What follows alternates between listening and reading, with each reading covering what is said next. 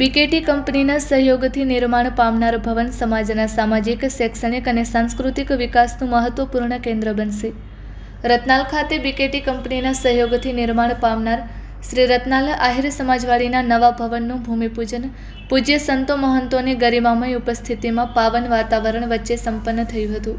આ પ્રસંગે પૂજ્ય મહંત શ્રીઓ શ્રી ત્રિકમદાસજી મહારાજ, શ્રી મૂળજી રાજા કાપડી, શ્રી ભરત દાજા કાપડી સહિત સંતો મહંતોની ઉપસ્થિતિ રહી હતી. તેમજ ઉચ્ચ અને ટેકનિકલ શિક્ષણ મંત્રી અને અંજાર ધારાસભ્ય ત્રિકમભાઈ છાંગા, કચ્છ પાટણ આહિર સમાજના પ્રમુખ શ્રી તેજાભાઈ કાનગડ, કચ્છ જિલ્લા ભાજપ અધ્યક્ષ શ્રી દેવજીભાઈ વરચંદ, બીકેટી કંપનીના પ્રતિનિધિશ્રીઓ તેમજ સમાજના આગેવાનો તથા મોટી સંખ્યામાં ગ્રામજનો ઉપસ્થિત રહ્યા હતા. ભૂમિપૂજન પ્રસંગે ઉપસ્થિત મહાનુભાવોએ નવા ભવનના નિર્માણને સમાજ માટે મહત્વપૂર્ણ અને ગૌરવપૂર્ણ પગલું ગણાવી શુભેચ્છાઓ પાઠવી હતી. નિર્માણ પામનાર આ નવું શ્રી રતનાલ આહિર સમાજવાડી ભવન ભવિષ્યમાં સમાજના વિવિધ સામાજિક, શૈક્ષણિક તેમજ સાંસ્કૃતિક કાર્યક્રમો માટે ઉપયોગી બનશે અને સમાજના સર્વાંગી વિકાસ માટે મહત્વપૂર્ણ કેન્દ્ર તરીકે સેવા આપશે.